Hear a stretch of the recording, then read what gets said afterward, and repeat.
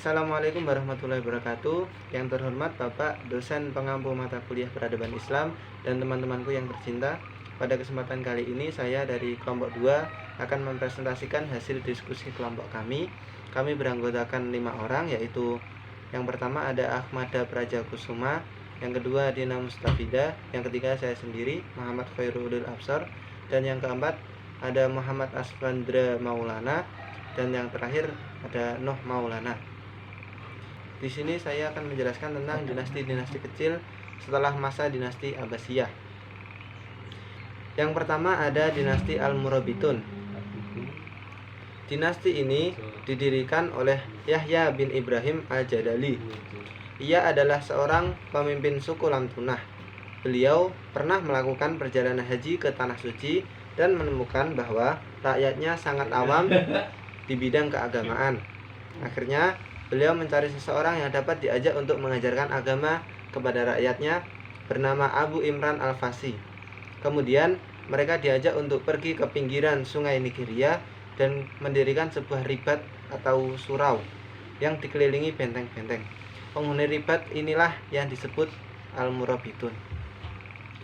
Al-Murabitun adalah nama dinasti Islam yang berkuasa di Maghrib dan Andalusia atau di beberapa wilayah di Afrika Utara bagian barat sekitar tahun 448 sampai 541 Hijriah. Dinasti ini juga dikenal sebagai Al-Moravid. Dinasti Murabitun memegang kekuasaan selama lebih 90 tahun dengan 6 orang penguasa, yaitu Abu Bakar ibnu Umar, Yusuf ibnu Tashifin, Ali ibnu Yusuf, Tashifin ibnu Ali, Ibrahim ibnu Tashifin, dan Ishaq ibnu Ali. Setelah Abu Bakar memegang pimpinan, ia meneruskan perluasan wilayah ke daerah Maroko Tengah dan Selatan. Selanjutnya, ia memerangi suku Bargawata yang dianggap menganut paham bid'ah. Dinasti ini mencapai puncak kejayaan pada masa Yusuf ibnu Tashifin, yang pada saat itu wilayah kekuasaan dinasti ini mencapai Spanyol. Ia berhasil menyeberang ke Spanyol karena undangan Amir Cordova yang bernama Al-Mu'tamid ibnu Abbas yang terancam kekuasaannya oleh Raja Alfonso VI. Dalam sebuah pertempuran besar di Zalakah, ia berhasil mengalahkan Raja Alfonso VI. Selanjutnya berhasil merebut Granada dan Malaga. Kemajuan Murabitun tidak hanya perluasan wilayah, tetapi juga di bidang lain seperti masjid, istana megah di Marakisi, dan lain-lain. Setelah kepemimpinan Yusuf ibnu Tashifin, dinasti Murabitun mengalami kemunduran, yaitu ketika di bawah kepemimpinan anaknya Ali bin Yusuf yang larut dalam kemewahan yang ada. Yang kedua ada dinasti Al-Muwahhidun. Dinasti Muwahhidun bermula dari sebuah gerakan agama politik yang didirikan oleh seorang barbar. Ia adalah Ibnu Tumar dari suku Masmuda. Beliau seorang penganut Asy'ariyah yang hanya mengakui supremasi Al-Quran dan hadis dan tidak mengakui otoritas mazhab fikih. Dinasti Muwahhidun merupakan dinasti Islam yang pernah berjasa di Afrika Utara selama lebih dari 1,5 abad. Pada mulanya, dakwah yang dilakukan Ibnu Tumar adalah murni, artinya tidak didasari oleh kepentingan-kepentingan politik. Tetapi setelah merasa dakwahnya mendapat sambutan yang cukup berarti dan pengikutnya mulai banyak, dan sementara itu dinasti Murabitun mulai melemah, maka Ibnu Tumar berambisi untuk menjatuhkan kekuasaan Murabitun. Sebagai langkah awal yang dilakukan Ibnu Tumar untuk melaksanakan dakwah agama dan politik adalah mengajak kabilah barbar untuk bergabung bersamanya. Di bawah komando Abu Muhammad, Al-Muwahhidun menyerang ibu kota dinasti Al-Murabit di Marrakech. Perang ini disebut Buhairah. Muwahhidun mengalami kekalahan yang sangat besar dan Ibnu Tumar meninggal pada tahun ini juga. Setelah Ibnu Tumar meninggal, kepemimpinan Muwahhidun digantikan oleh Abdul Al-Mu'min bin Ali. Di bawah kepemimpinannya berhasil meraih kemenangan sehingga banyak daerah yang jatuh ke tangannya. Pada masa ini kemenangan demi kemenangan diraih juga di daerah yang dulunya dikuasai Murabit dan kemudian menyerang Andalusia atau Spanyol, sehingga daerah-daerah Murabit yang dikuasai Kristen dapat direbut kembali. Dinasti Muwahhidun lebih masyhur karena kekuatan armada lautnya. Muwahhidun memperoleh prestasi cemerlang yang belum pernah dicapai kerajaan manapun di Afrika Utara. Daerah kekuasaannya membentang dari Tripoli hingga ke Samudra Atlantik sebelah barat. Kota-kota muslim penting yang jatuh ke tangan kekuasaannya adalah Cordoba, Almeria, dan Granada. Dinasti ini terus melakukan perluasan wilayah. Hal ini menyebabkan para pemimpin mereka meninggal dunia. Kemudian pemerintahan diteruskan oleh Muhammad al-Nasir yang masih berusia 16 tahun. Karena figur pemerintahan yang lemah, hal ini menyebabkan pertikaian di antara para perdana menteri dan perebutan kekuasaan oleh keluarga kerajaan. Selain itu, juga menyebabkan pemberontakan di daerah-daerah yang menyebabkan dinasti ini terpecah belah. Kemudian ada dinasti Idrisiyah. Dinasti Idrisiyah berada di Maroko. Dinasti Idrisiyah berpusat di Maroko. Dinasti ini didirikan oleh kelompok Alawiyun. Kelompok Alawiyun yang merupakan keturunan Hasan bin Ali, mereka melakukan beberapa pemberontakan kepada kekuasaan Abbasiyah. Namun pada saat itu sekitar tahun 144 Hijriah, dinasti Abbasiyah masih sangat kuat sehingga mereka mengalami kekalahan dan banyak tokohnya yang terbunuh. Salah satu yang selamat adalah Idris ibnu Abdillah. Beliau bisa meloloskan diri ke daerah Maroko dan diterima dengan baik oleh masyarakat karena mereka merupakan keturunan Khalifah Ali. Pendiri dinasti ini adalah Idris ibn Abdullah yang beraliran Syiah. Dinasti ini mencapai puncak kejayaan ketika kekuasaan putranya yang bernama Idris II dan Yahya IV. Selain kedua khalifah tersebut, kepemimpinan khalifah lain diwarnai dengan konflik-konflik internal antar keluarga. Idris II menjadikan kota Fes sebagai ibu kota pemerintahan. Bahkan kota Fes bisa terkenal di Afrika hingga Spanyol. Beliau mampu menyatukan suku Berber dengan imigran dari Spanyol dan Tripolitania di bawah satu kekuasaan politik. Kemudian pada masa kekuasaan Yahya IV, dinasti ini dapat bersatu setelah pada kekuasaan sebelumnya dinasti Idrisiyah terpecah belah. Dinasti Idrisiyah berperan dalam menyebarkan budaya dan agama Islam ke bangsa Barbar dan penduduk asli. Dan peradaban luar biasa yang diukir oleh dinasti ini adalah pendirian Universitas Qarawiyun yang megah dan terkenal. Dinasti Idrisiyah mulai mengalami kemunduran ketika masa Khalifah Muhammad al-Muntasir. Beberapa wilayah kekuasaan mengalami perpecahan sehingga rentan serangan dari luar. Ada serangan dari Khalifah Harun ar-Rasyid. Selain itu, juga terdapat serangan dari dinasti Fatimiyah yang kemudian mampu mengambil alih dinasti Idrisiyah. Selanjutnya ada dinasti Aglabiyah.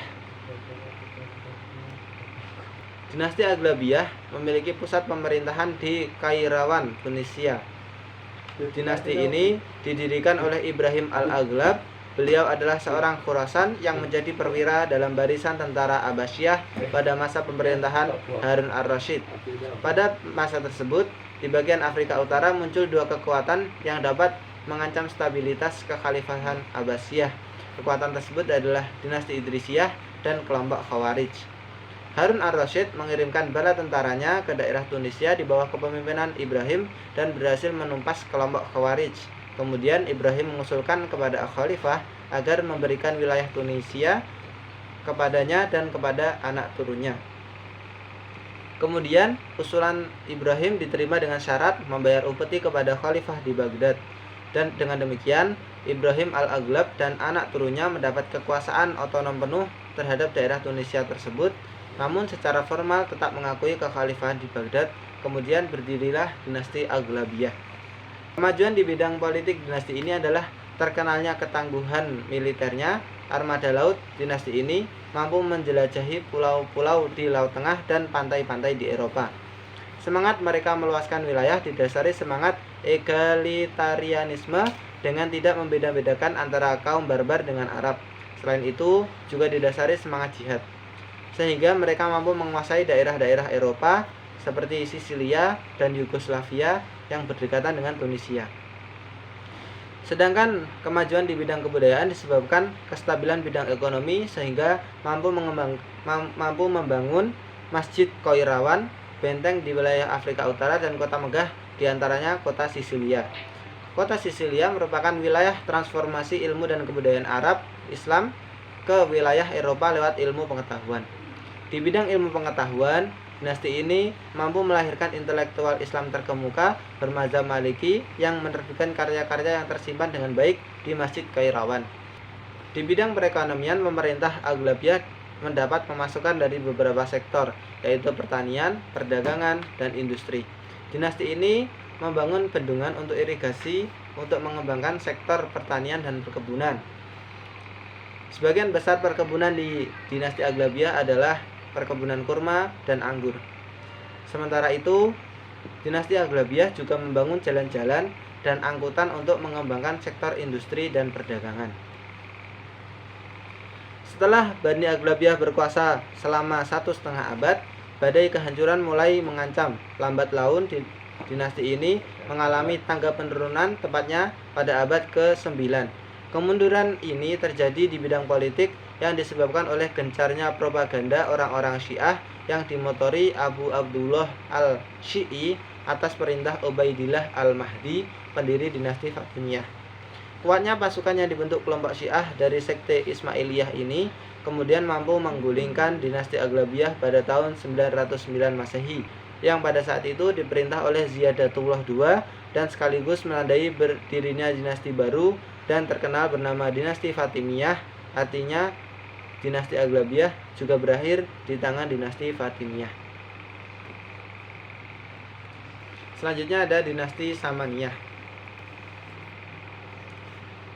Dinasti Samaniyah bermula dari pengangkatan 4 cucu Saman Khudad menjadi gubernur oleh Khalifah Al-Ma'mun. 4 wilayah tersebut adalah Samarkand, Firgana, Sash, dan Herat.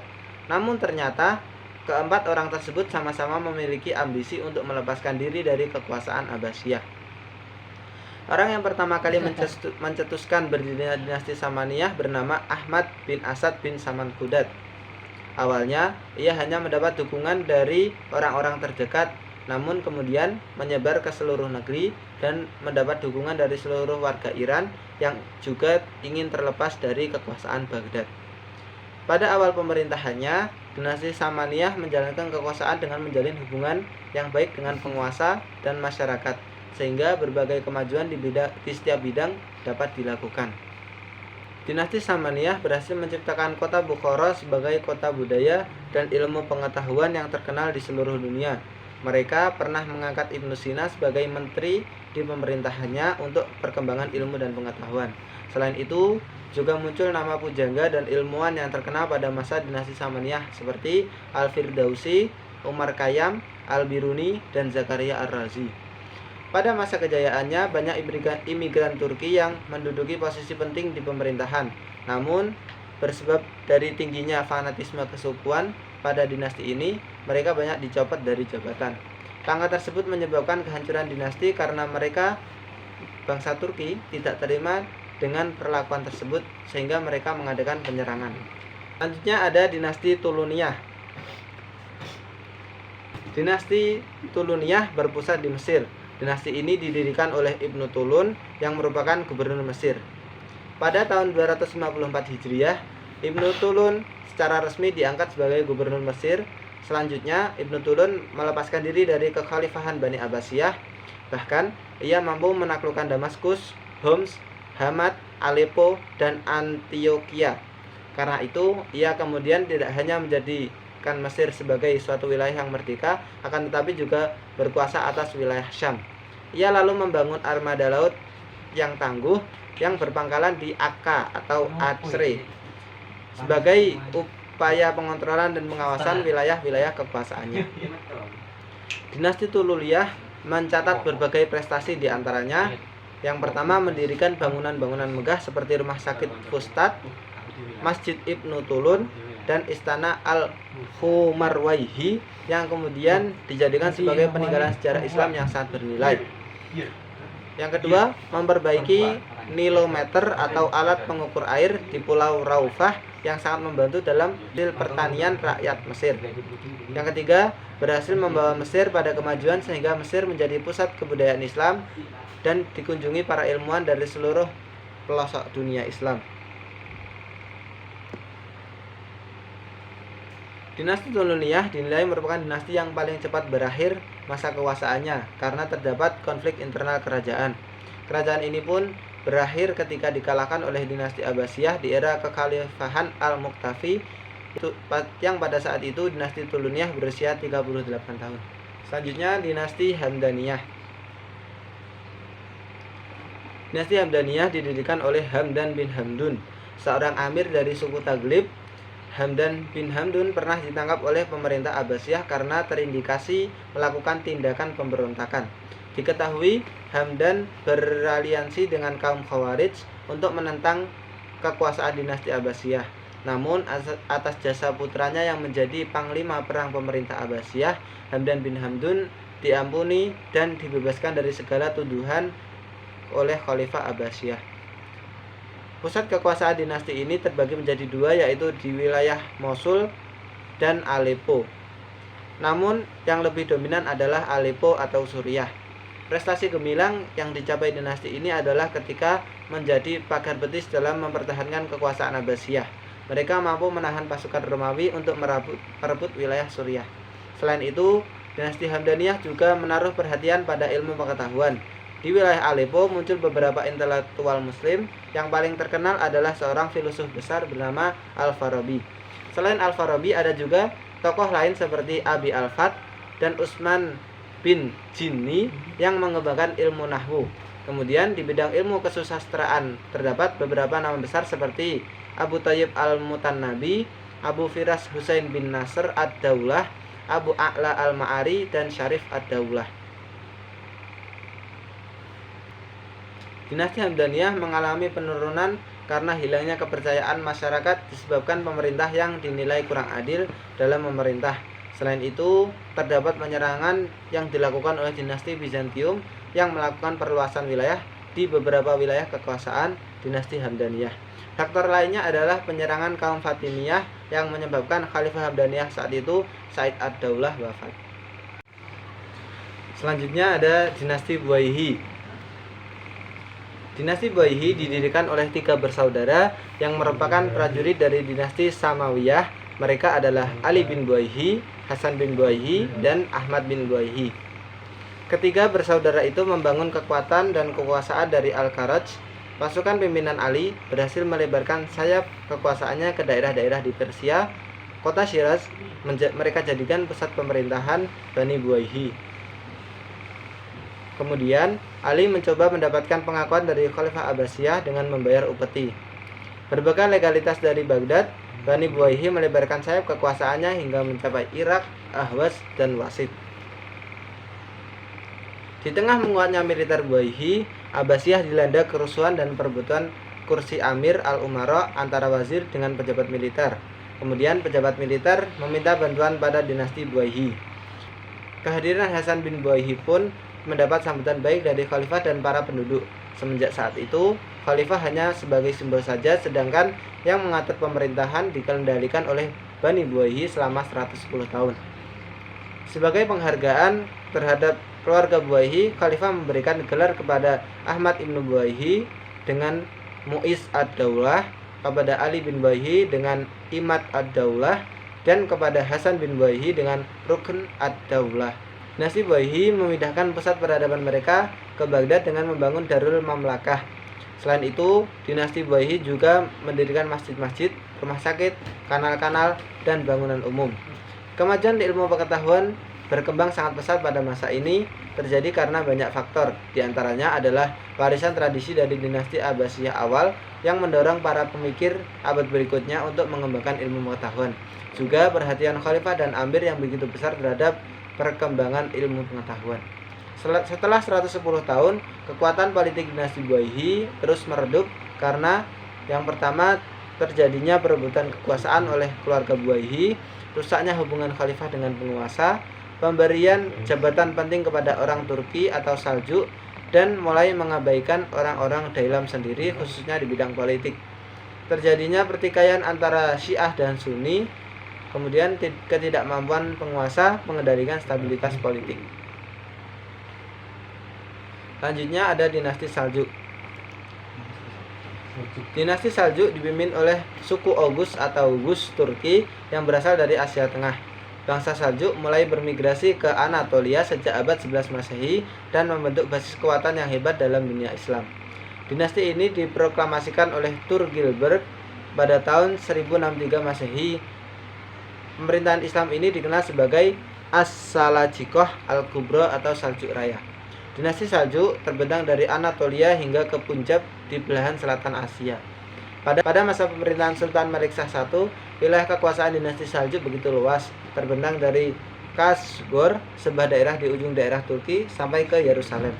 Wilayah yang luas ini dibagi menjadi 5, yaitu Saljuk Besar, Saljuk Kirman, Saljuk Irak dan Kurdistan, Saljuk Syria, dan Saljuk Rum. Dinasti Saljuk memiliki beberapa peninggalan sejarah berupa masjid, madrasah Ruzamiyah, Karavanserai, menara, dan mausoleum. Pada akhirnya dinasti Saljuk mengalami kemunduran dikarenakan pembagian wilayah. Selain itu juga terdapat perang saudara dilandasi perebutan kekuasaan dan adanya gerakan dinasti Khawarizmi yang merebut Daulah Abbasiyah. Selanjutnya ada dinasti Ayyubiyah. Dinasti Ayyubiyah adalah dinasti yang didirikan oleh Salahuddin Al-Ayyubi. Beliau adalah keturunan suku Kurdi dari Azerbaijan. Pusat pemerintahan dinasti ini adalah Mesir dan memiliki daerah kekuasaan meliputi Mesir, Suriah, Mesopotamia Utara, Hejaz, Yaman, dan pesisir Afrika hingga perbatasan Tunisia modern. Beliau adalah seorang pembantu raja pada saat dinasti Fatimiyah yang kemudian pada 1174 Masehi naik menjadi penguasa menggantikan gurunya Nuruddin Zangki. Pencapaian gemilang Salahuddin Al-Ayyubi adalah keberhasilan beliau merebut Yerusalem dari tangan pasukan Salib ketika Perang Hattin. 3 tokoh sultan yang menonjol pada dinasti Ayyubiyah yaitu Salahuddin Al-Ayyubi, Al-Adil I, dan Al-Kamil. Pada masanya, banyak memberikan pengaruh besar terhadap Perang Salib serta pengembangan kemajuan peradaban Islam pada bidang pendidikan dan arsitektur, ilmu pengetahuan, filsafat, sastra, pertanian, dan industri hingga bidang militer.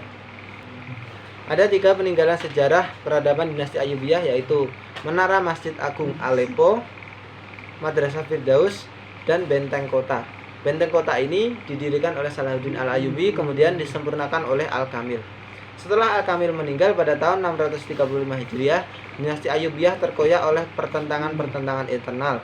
Sedangkan faktor eksternal keruntuhan Ayyubiyah adalah karena serangan bangsa Mongol dan dinasti Mamluk.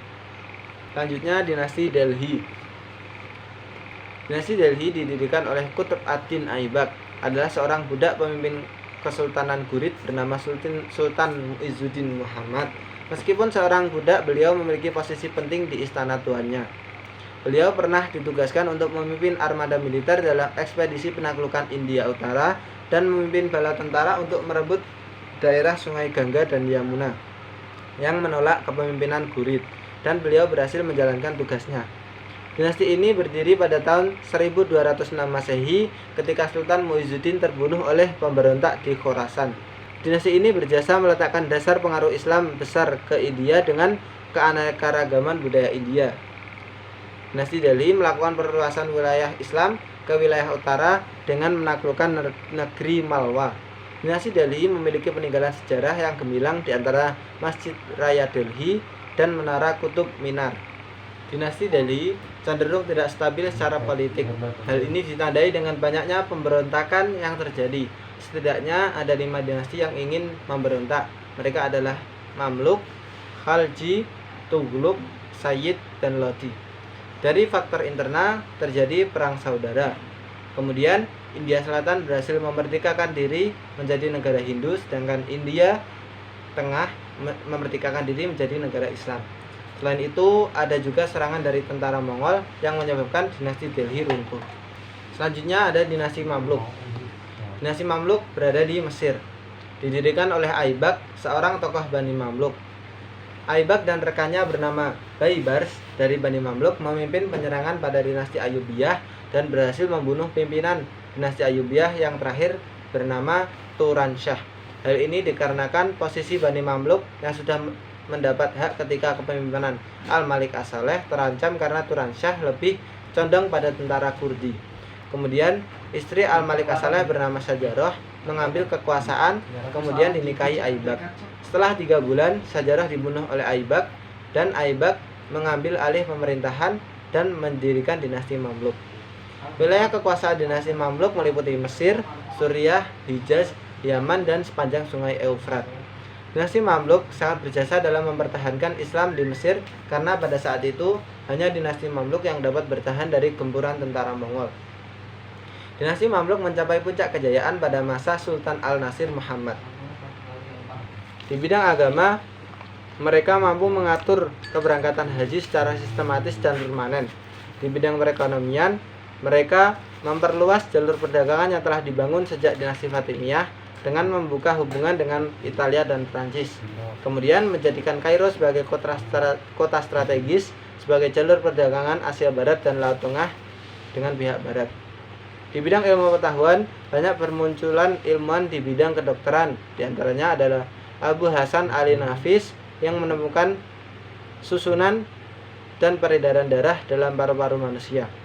Tokoh lain seperti Nuruddin At-Tusi yang merupakan ahli observatorium dan Abu Faraj Tohari yang merupakan ahli matematika. Kemudian dinasti ini banyak mendirikan sekolah serta masjid yang indah dan megah.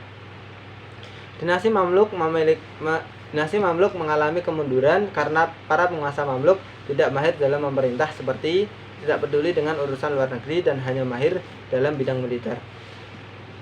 Selain itu terjadi peperangan dengan Turki Utsmani dan mengalami kekalahan telak. Setelah itu Turki Utsmani pun menguasai Mesir. Sekian yang dapat saya sampaikan, kurang lebihnya mohon maaf. Wassalamualaikum warahmatullahi wabarakatuh.